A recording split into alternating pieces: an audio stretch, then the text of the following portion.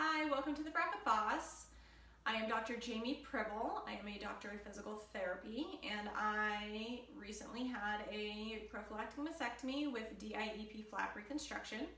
My last video was about diaphragmatic breathing in order to increase a little bit of strength and mobility throughout your abdomen and that diaphragm. So this video is following up on that one. It's just a little bit more advanced on how you can try to stretch out that abdomen without doing anything too aggressive to pull open that abdominal incision. Now, everyone is in a different place. I want before anybody really tries to stretch their abdomen, follow your physician's instructions. My physician told me to stay hunched and shortened for 2 to 3 weeks after my surgery. I am at week 4. And I've slowly been working at this to lay flat on the bed. If you've had any complications, if you have any incisions that could potentially open, please don't do this, okay? So once again, I'm gonna log roll down, onto my shoulder, onto my hip, keep my legs bent. I'm gonna log roll back, okay? Now for the first couple weeks, I was sleeping on a wedge pillow with my chest elevated, to leave this area shortened, and I also had a pillow underneath my knee, so I was always in a flexed position. Okay, I slowly tried to take away the wedge as I slept, and so as you can see now I'm on pillows and I'm laying in this hook lying position. So it's very, very simple. Basically what I started doing is I would just try to slowly slide this leg out. And so when I first started doing this, I think this is as far as that I could get it. Right there, I could really feel an abdominal tension pull. And so I would just wait. I did not go into pain. All of these should be pain-free. Now there's a difference between a gentle stretch and pain. If it's painful, please don't do it. If it's feel like it's gonna rip or open, please don't do it. So I would just get to the point where I feel a light stretch, and then I'd hold it. And I'd hold it for a couple minutes, because we're really trying to stretch the fascia here. So there's a little bit different, there's different stretch methods of just stretching a muscle where you can hold it for like 30 seconds to maybe a minute, versus fascia, which is our connective tissue, and you want to hold it for longer. So like 3 to 5 minutes if you can. So basically I would just kind of work on it day by day and try to get that leg straighter and straighter. And so now I can get this leg straight.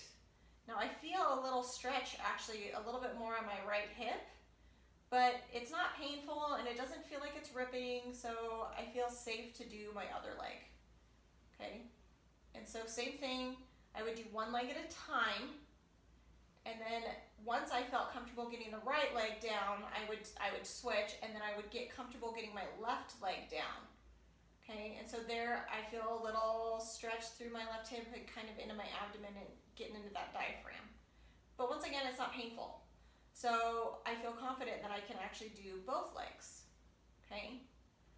And just lying here, that's a pretty good stretch. So for me, a lot of my stretches have actually come from sleeping at night, from being in my wedge, to going down flat, to releasing the pillow. I had 2 pillows, I went down to 1, and now I can sleep with none.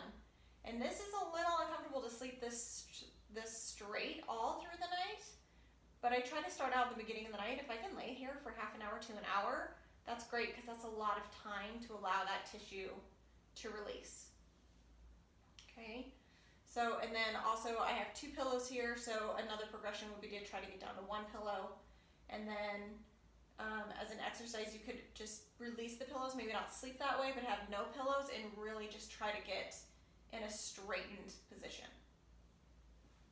Now, once you've gotten to that point and you feel confident that you can do a little bit more, then I'm going to progress to standing. So as I stand here, and I'm going to move this back just a little bit. So basically I'm just going to actively engage to start out. So once again, when I first started, I was very hunched. I'm about 4 weeks out and I've been working. So I can stand almost upright at this point. So you can see here, I'm pretty much straight, but I'm getting a nice little pull right through here, okay? So here, I'm just gonna basically, first thing, I'm gonna engage my glutes. So kind of get that little butt squeeze. And I'm gonna tilt my pelvis. It's a posterior pelvic tilt. So if my pelvis, I could either tilt it forward or I could tilt it back. So if I tilt it back, that's already putting a little pull here on my stomach, okay? And then I engage and while I do that, engage my glutes, and then I just try to stand up really nice and tall and engage all my muscles on the back side of my body. And that's a good stretch. So this can be an exercise, okay? And this is what I do a lot throughout the day. Now, if that's not enough or I just want a different angle, then I can relax here and I'm gonna put one leg back gently.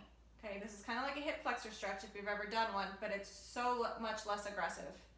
I'm not lunging. I just literally have one leg back, and then what I'm gonna do is I'm gonna tighten that glute. And there I've got a nice little stretch through the right front tissue.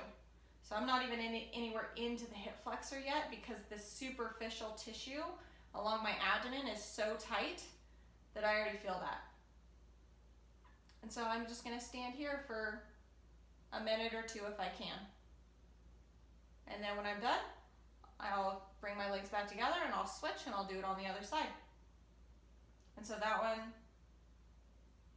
same thing, feels pretty tight. I'm actually getting a little bit more pulled down through the quad, but actually all through here, all through this area here, okay?